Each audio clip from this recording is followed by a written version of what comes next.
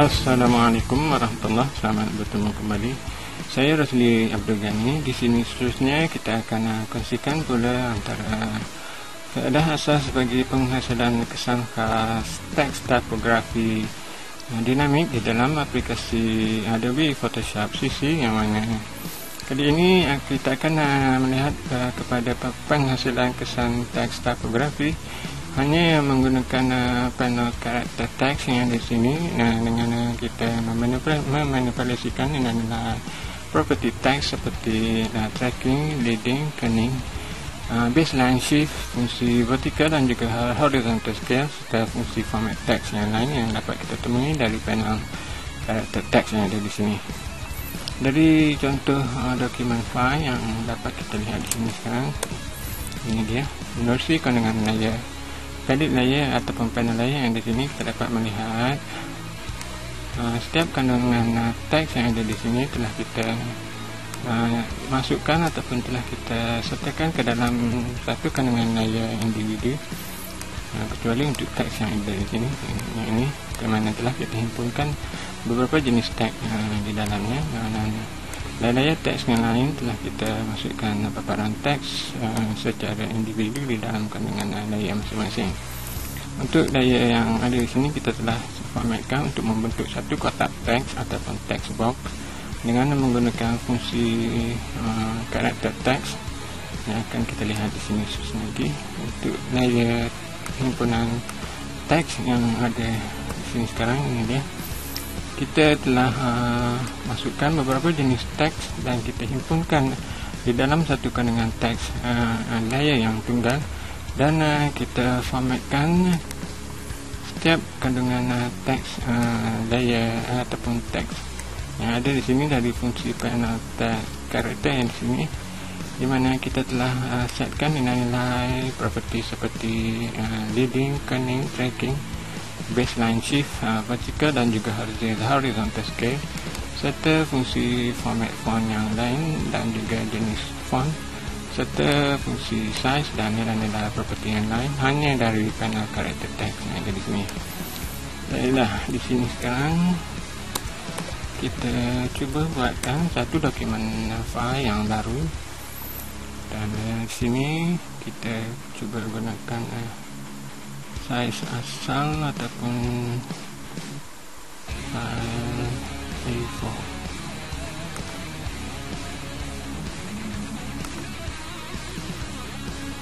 Oke, kita gunakan size 1500, dan di sini kita typekan dengan kunci teks dulu, tekan T pada papan kunci, kita typekan di sini Photoshop CC, tekan Ctrl Enter, dan kita highlightkan keseluruhan teks tersebut. Kita gunakan fungsi kunci ringkas sebagai Ctrl Shift angle bracket untuk kita besarkan size font teks kita di sini. Itu dia. Ataupun kita boleh menekan kunci Ctrl T dan sizekan paparan teks kita di sini tadi. Itu dia. Dan di sini kita buka panel karakter yang ada di sini. Kita buatkan pertama sekali teks yang ada di sini kita tukarkan kepada bold, gitu ya. Dan selanjutnya tekan enter dan kita masukkan teks bagi versi 2020 dan kemudiannya kita highlightkan teks tersebut, tutup fungsi bold, dan kita kecilkan size teks tersebut, tekan Ctrl Shift angle bracket, itu dia, dan kita ubah nilai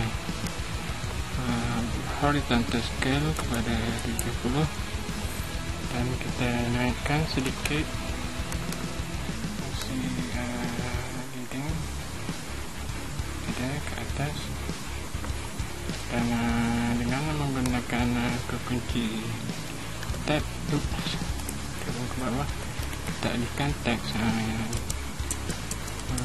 V20 tersebut tadi ke sebelah kanan, dan kita ubah sedikit nilai tracking ataupun leading di sini. dan kita juga boleh mengubah nilai bagi baseline shift untuk kita naikkan sedikit lagi ke atas. Oops. 20.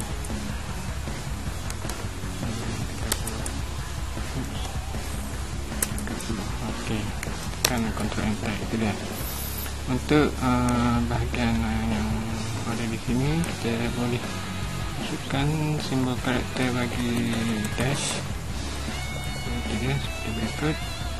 Dan kita naikkan karakter dash tersebut sedikit ke atas sebanyak Photoshop. Turun ke bawah dulu. Dan kita hadirkan karakter dash tadi dan naikkan sedikit sebanyak 30. Itu dia. Dan bolehlah kita tambahkan beberapa lagi fungsi karakter dash sehingga paparan teks tersebut berada di sebelah kanan slide. Ini adalah contoh atas penggunaan fungsi panel karakter yang mana telah kita ubah nilai-nilai properti tracking, leading, canning dan juga vertical dan juga horizontal scale serta fungsi baseline shift dan fungsi format font yang ada di dari panel karakter text yang di dalam aplikasi Photoshop CC kali ini. Untuk keadaan yang sama yang kita juga dapat lakukan di dalam aplikasi Adobe After Effects seperti yang dapat sama-sama kita lihat di sini sekarang. Contoh teks yang kita masukkan di dalam setiap kandungan layar teks yang ada di sini telah kita himpunkan menerusi kaedah yang sama seperti yang kita lihat dari aplikasi Photoshop, yang mana dapat kita tentukan nilai seperti properti seperti kerning, leading, tracking, baseline, shift dan juga vertical dan horizontal scale serta fungsi format font yang lain menerusi panel karakter teks yang ada di sini. Dan paling menariknya di dalam aplikasi After Effects kita juga dapat animasikan paparan teks tersebut untuk kita mencipta hasil kesan animasi teks yang dinamik lagi interaktif seperti yang dapat sama-sama kita lihat di sini sekarang. Itu dia. Untuk contoh teks karakter kotak teks yang ada di sini, ini dia. Kita telah menghimpunkan kesemua kandungan teks layar dan juga fungsi kotak teks tersebut yang mana telah kita hasilkan dari karakter dash dan juga forward dan backward slash serta fungsi karakter yang lain untuk kita mencipta satu kotak teks dan juga paparan teks yang ada di dalamnya untuk kita himpunkan ke dalam satu kandungan layar tunggal seperti yang dapat sama-sama kita lihat di sini sekarang. Itu dia. Jadi hanya setakat ini sajalah sedikit perkongsian ringkas untuk dikongsikan bersama kali ini.